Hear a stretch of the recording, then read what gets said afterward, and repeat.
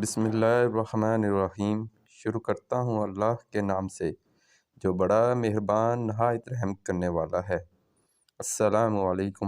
سیرت النبی صلی اللہ علیہ وآلہ وسلم، قسط نمبر 7، عنوان یہ غالب آئے گا۔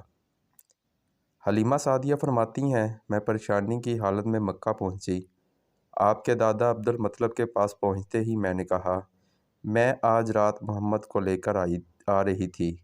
جب میں بلائی علاقے میں پہنچی تو وہ اچانک کہیں گم ہو گئے۔ اب اللہ کی قسم میں نہیں جانتی وہ کہاں ہے۔ عبدالمطلب یہ سن کر فوراً کعبے کے پاس کھڑے ہو گئے۔ انہوں نے آپ کے مل جانے کے لیے دعا کی، پھر آپ کی تلاش میں روانہ ہوئے۔ ان کے ساتھ ورقہ بن نوفل بھی تھے۔ غرض دونوں تلاش کرتے کرتے تہامہ کی ایک وادی میں پہنچے۔ ایک درخت کے نیچے انہیں ایک لڑکا نظر آیا۔ اس درخت کی شاخیں بہت گھنی تھیں۔ عبدالمطلب نے پوچھا، لڑکے تم کون ہو؟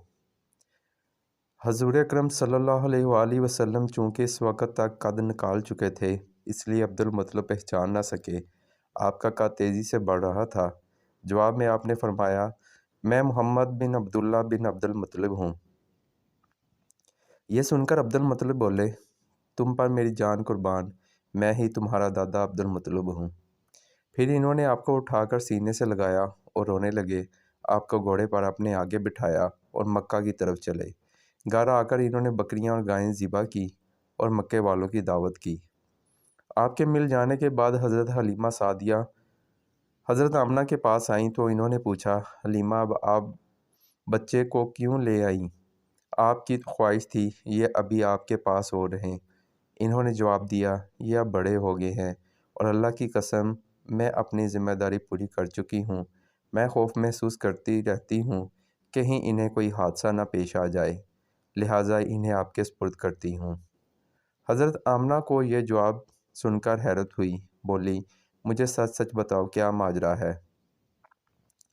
تب انہوں نے سارا حال سنایا۔ حلیمہ سعدیہ نے دراصل کئی عجیب و غریب واقعات دیکھے تھے۔ ان واقعات کی وجہ سے وہ بہت پریشان ہو گئی تھی۔ پھر سینہ مبارک چاک کیے جانے والا واقعہ پیش آیا تو وہ آپ کو فوری طور پر واپس کرنے پر مجبور ہوئیں۔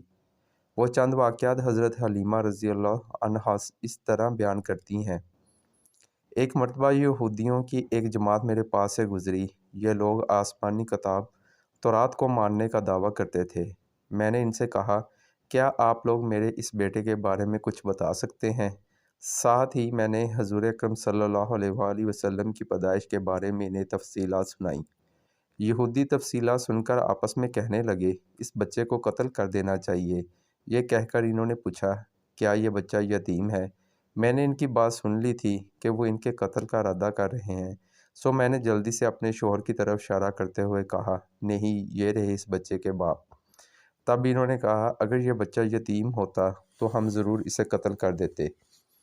یہ بات انہوں نے اس لیے کہی کہ انہوں نے پرانی کتابوں میں پڑھا تھا کہ ایک آخری نبی آنے والا ہے۔ ان کا دین سارے عالم میں پھیل جائے گا، ہر طرف ان کا بول بالا ہوگا۔ ان کی پیدائش اور بچپن کی یہ علامات ہوں گی اور یہ کہ وہ یتیم ہوں گے۔ اب چونکہ ان سے حلیمہ سعدیہ نے یہ کہہ دیا کہ یہ بچہ یتیم نہیں ہے تو انہوں نے خیال کر لیا کہ یہ وہ بچہ نہیں ہے۔ اس طرح انہوں نے بچے کو قتل کرنے کا ارادہ ترک کر دیا۔ اسی طرح ان کے ساتھ یہ واقعہ پیش آیا۔ ایک مرتبہ وہ آپ کو عکاظ کے میلے میں لے آئیں۔ جہالت کے دور میں یہاں بہت مشہور میلہ لگتا تھا۔ یہ میلہ طائف اور نخلا کے درمیان میں لگتا تھا۔ عرب کے لوگ حج کرنے آتے تو شوال کا مہینہ اس میلے میں گزارتے، کھیلتے کودتے اور اپنی برائیاں بیان کرتے۔ حلیمہ سعدیہ رضی اللہ عنہا آپ کو لیے بازار میں گھوم رہی تھی کہ ایک کاہن کی نظر آپ پر پڑی۔ اسے آپ میں نبوت کی تمام علامات نظر آ گئیں۔ اس نے پکار کر کہا، لوگو اس بچے کو مار ڈالو۔ حلیمہ اس کاہن کی بات سن کر گھبرا گئیں اور جلدی سے وہاں سے سرک گئیں۔ اس طرح اللہ تعالیٰ نے حضور اکرم صلی اللہ علیہ وآلہ وسلم کی حفاظت فرمائی۔ میلے میں موجود لوگوں نے کاہن کی آواز سن کر ادھر ادھر دیکھا کہ اس بچے کو قتل کرنے کے لیے کہا گیا ہے، مگر انہیں وہاں کوئی بچہ نظر نہیں آیا۔ اب لوگوں نے کاہن سے پوچھا، کیا بات ہے؟ آپ کس بچے کو مار ڈالنے کے لیے کہہ رہے ہیں؟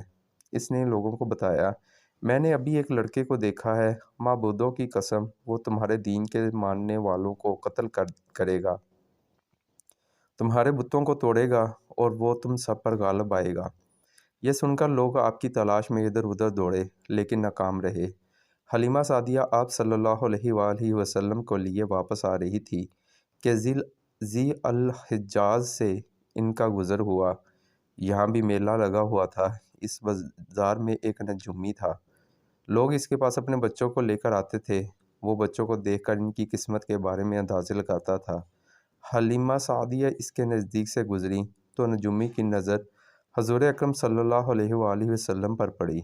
نجومی کو آپ صلی اللہ علیہ وآلہ وسلم کی مہر نبوت نظر آ گئی۔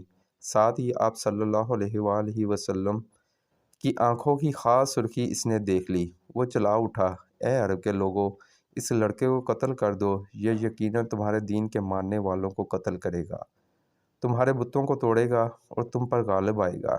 یہ کہتے ہوئے وہ آپ کی طرف جھپٹا، لیکن اسی وقت وہ پاگل ہو گیا اور اسی پاگل پن میں مر گیا۔ ایک اور واقعہ سیرت ابن ہشام میں ہے کہ حبشہ کے عیسائیوں کی ایک جماعت حضور اکرم صلی اللہ علیہ وآلہ وسلم کے پاس سے گزری۔ اس وقت آپ صلی اللہ علیہ وآلہ وسلم حلیمہ سعدیہ کے ساتھ تھے اور وہ آپ کو آپ کی والدہ کے حوالے کرنے جا رہی تھی۔ ان عیسائیوں نے آپ صلی اللہ علیہ وآلہ وسلم کے مونڈوں کے درمیان مہر نبوت کو دیکھا اور آپ صلی اللہ علیہ وآلہ وسلم کی آنکھوں کی سرخی کو بھی دیکھا۔ انہوں نے حلیمہ سعدیہ سے پوچھا، کیا اس بچے کی آنکھوں میں کوئی تکلیف ہے؟ انہوں نے جواب میں کہا، نہیں، کوئی تکلیف نہیں، یہ سرخی تو ان کی آنکھوں میں قدرتی ہے۔ ان عیسائیوں نے کہا، تب اس بچے کو ہمارے حوالے کر دو، ہم اسے اپنے ملک لے جائیں گے۔ یہ بچہ پیغمبر اور بڑی شان والا ہے، ہم اس کے بارے میں سب کچھ جانتے ہیں۔ حلیمہ سعدیہ یہ سنتے ہی وہاں سے جلدی سے دور چلی گئی، یہاں تک کہ آپ صلی اللہ علیہ وآلہ وسلم کو آپ صلی اللہ علیہ وآلہ وسلم کی والدہ کے پاس پہنچا دیا۔ ان واقعات میں جو سب سے اہم واقعہ ہے وہ سینہ مبارک چاک کرنے والا تھا۔ روایات سے یہ بات ثابت ہے کہ آپ صلی اللہ علیہ وآلہ وسلم کے سینہ مبارک پر سلائی کے نشانات موجود تھے، جیسا کہ آج کل ڈاکٹر حضرات آپریشن کے بعد ٹانکے لگاتے ہیں۔ ٹانکے کھول دیے جانے کے بعد بھی سلائی کے نشانات موجود رہتے ہیں۔ اس واقعے کے بعد حلیمہ سعدیہ اور ان کے خاوند نے فیصلہ کیا کہ اب بچے کو اپنے پاس نہیں رکھنا چاہیے۔ جب حضرت حلیمہ سعدیہ نے آپ صلی اللہ علیہ وآلہ وسلم کو حضرت آمنہ کے حوالہ کیا، اس وقت آپ صلی اللہ علیہ وآلہ وسلم کی عمر 4 سال تھی۔ ایک روایت یہ ملتی ہے کہ اس وقت عمر 5 سال تھی، ایک تیسری روایت کے مطابق عمر 6 سال ہو چکی تھی۔ جب حلیمہ سعدیہ نے آپ صلی اللہ علیہ وآلہ وسلم کو حضرت آمنہ کے حوالے کیا تو اس کے کچھ دنوں بعد حضرت آمنہ انتقال کر گئیں۔ والدہ کا سایہ بھی سر سے اٹھ گیا۔ حضرت آمنہ کی وفات مکہ اور مدینہ کے درمیان ابواء کے مقام پر ہوئی۔ آپ کو یہیں دفن کیا گیا۔ ہوا یہ کہ آپ صلی اللہ علیہ وآلہ وسلم کی والدہ آپ صلی اللہ علیہ وآلہ وسلم کو لے کر اپنے میکے مدینہ منورہ گئیں۔ آپ صلی اللہ علیہ وآلہ وسلم کے ساتھ ایمن بھی تھی۔ ایمن کہتی ہیں، ایک دن مدینہ کے 2 یہودی میرے پاس آئے اور بولے، ذرا محمد کو ہمارے سامنے لاؤ، ہم انہیں دیکھنا چاہتے ہیں۔ وہ آپ صلی اللہ علیہ وآلہ وسلم کو ان کے سامنے لے آئیں۔ انہوں نے اچھی طرح دیکھا، پھر ایک نے اپنے ساتھی سے کہا، یہ اس امت کا نبی ہے اور یہ شہر ان کی ہجرت گاہ ہے، یہاں زبردست جنگ ہوگی، قیدی پکڑے جائیں گے۔ آپ صلی اللہ علیہ وآلہ وسلم کی والدہ کو یہودیوں کی اس بات کا پتہ چلا تو آپ ڈر گئیں اور آپ صلی اللہ علیہ وآلہ وسلم کو لے کر مکہ کی طرف روانہ ہوئیں، مگر رستے میں ہی ابواء کے مقام پر وفات پا گئی۔